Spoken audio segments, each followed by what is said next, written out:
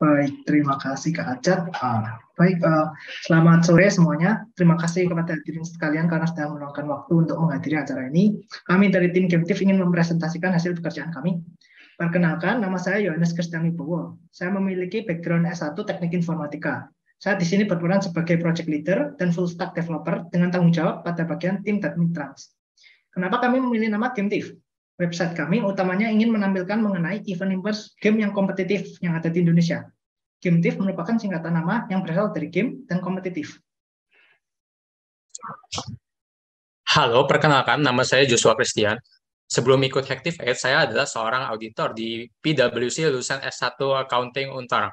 Di sini saya bertugas sebagai full stack developer mengurus bagian game dan styling. Kenapa kita membuat website Gametif?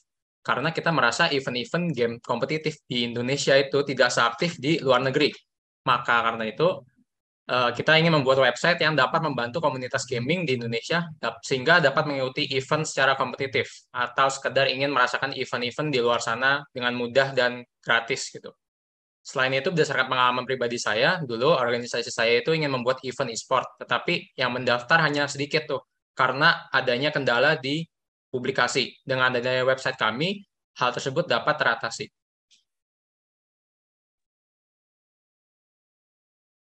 Halo, nama saya Muhammad Ramadan Abdul Walik. Background saya SMA. Saya di sini sebagai full stack dan tanggung jawab saya di bagian styling dan location. Saya akan menjelaskan tentang lini masa kami. Kami memulai proyek ini pada tanggal 5 September. Pada tanggal tersebut kami menjelajahi tech stack dan API yang akan kami gunakan. Dan kami juga melakukan setup GitHub dan server. Pada tanggal 8 September, kami memasuki backend dan JS dan memastikan berjalan sepenuhnya. Selanjutnya, pada tanggal 11 September, kami memasuki front-end, layouting keseluruhan website, dan wiring back-end ke front-end. Pada tanggal 14 September, kami melakukan finishing penyesuaian back-end terhadap perubahan front-end, penyelesaian styling keseluruhan. Selain itu, kami juga memperbaiki bug-bug yang ada. Dan selanjutnya kami melakukan deploy pada tanggal 15 September. Untuk server, kami deploy ke Heroku, klien atau user, dan admin ke Firebase.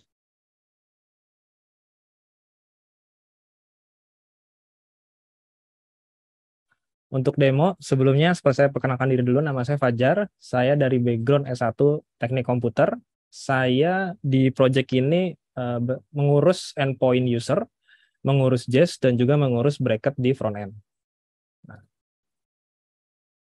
untuk JS-nya kita punya rata-rata 90% dari 6 tes untuk 6 controller dan terdapat 116 case ya.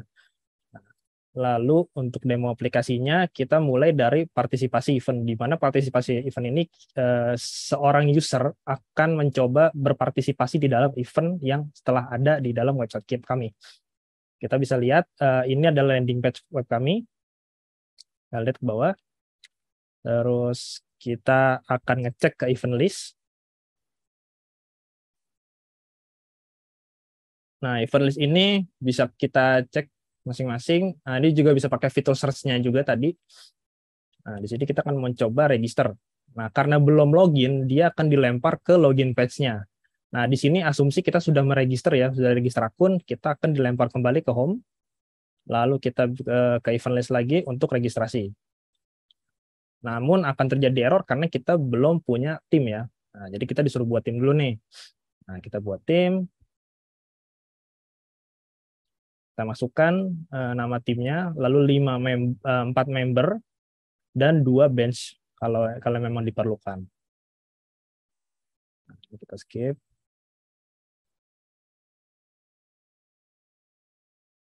Nah, nanti setelah tim terbuat, baru kita bisa registrasi ke event tersebut.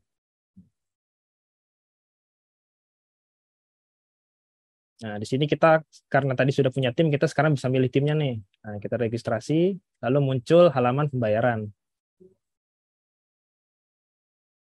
Lalu kita isi dengan data dummy.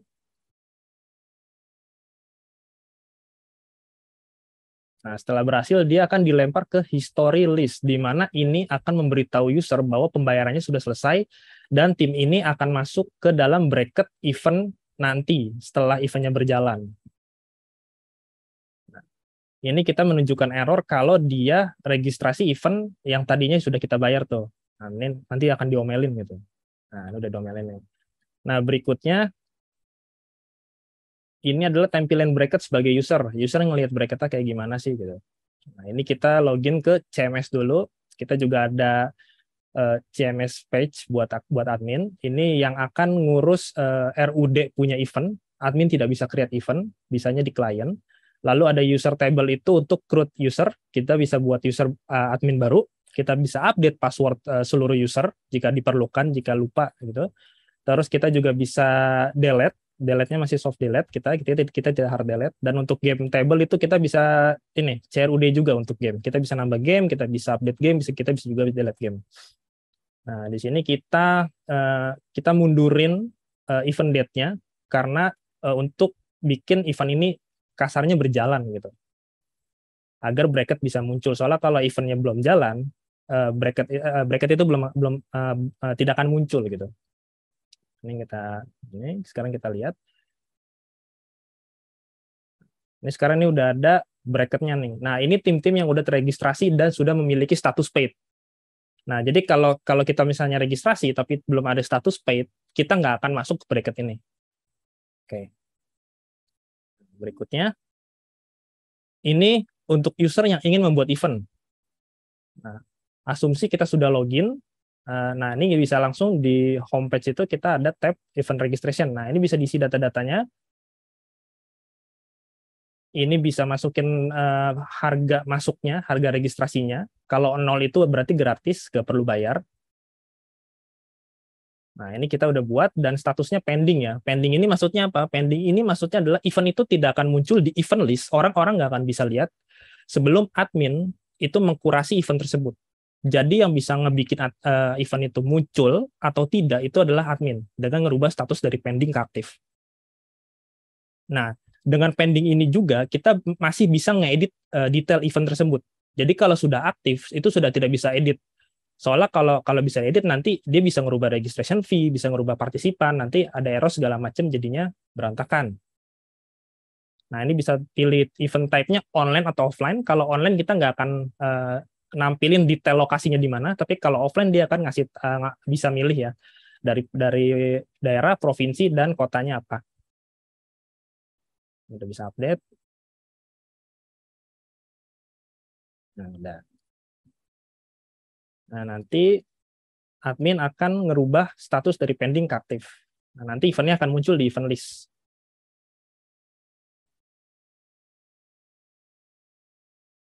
Nah, ini kita refresh. Dan statusnya aktif dan itu nanti akan muncul di event list dan orang-orang bisa join, bisa lihat dan bisa join. Nah, yang terakhir adalah bagaimana seorang penyelenggara bisa mengedit bracket-nya. Nah, ini asumsi eventnya lagi berjalan ya, pertandingannya lagi mulai gitu. Nah, ini kita login sebagai admin, sebagai penyelenggara, kita ke event kita. Nah, kalau berjalan, date-nya gitu sama date-nya atau lebih baru daripada ini, bakal muncul namanya menu edit bracket. Bisa kita klik. Nah, ini contohnya kalau datanya full ya. Nah, ini 16 tim nih. Nah, ini udah jalan nih round 2-nya, round 3-nya udah masuk. Nah, ini bisa kita edit nih. Fnatic nih tadinya kan belum ada status menang kalah kan. Nah, ini kita bisa rubah nih. Kita bisa bikin skor jadi 2-1 gitu. Yang menang adalah Fnatic, jadi tim 1 menangnya. Nah, nanti pace-nya akan nge-update nih. Nah, ini Fnatic-nya sudah tebal nih dan sudah ada angka hijau berarti dia menang. Nah, ini bisa kita rubah lagi nanti. Jadi kita bisa majuin ke ronde 2. Nah, bisa kita tambahin juga. Nah,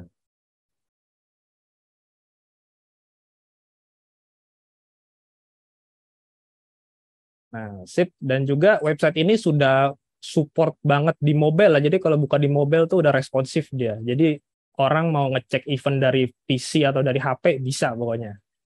Oke. Sekian dari demo kami. Terima kasih. Berikutnya.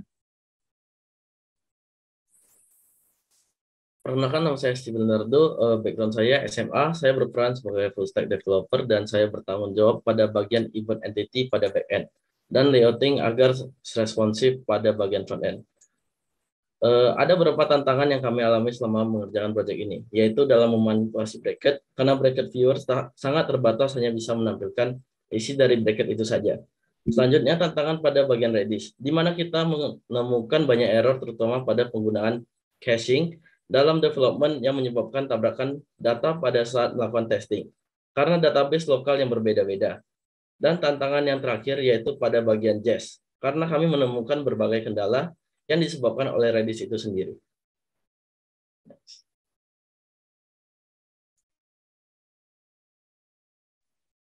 Oke, terakhir. Nama saya Rizky, saya memiliki latar belakang S1 Informatika. Saya bertanggung jawab sebagai full stack developer, mengerjakan controllers, unit testing, dan wiring ke bagian front end. Nah, kami memiliki beberapa cerita sukses dalam pembuatan aplikasi ini, yaitu terbentuknya koordinasi secara mendalam antar tim, sehingga menghasilkan aplikasi yang memuaskan. Kemudian bracket yang berfungsi secara baik, dengan berhasil memanipulasi data JSON dengan sempurna. Nah, dari presentasi aplikasi ini bisa disimpulkan pentingnya media untuk menyalurkan kebutuhan para player e-sports, dan juga sangat berpotensinya pasar di industri ini.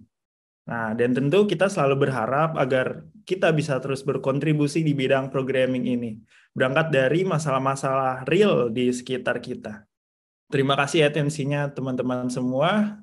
Sampai jumpa di presentasi software selanjutnya. Saya kembalikan ke moderator.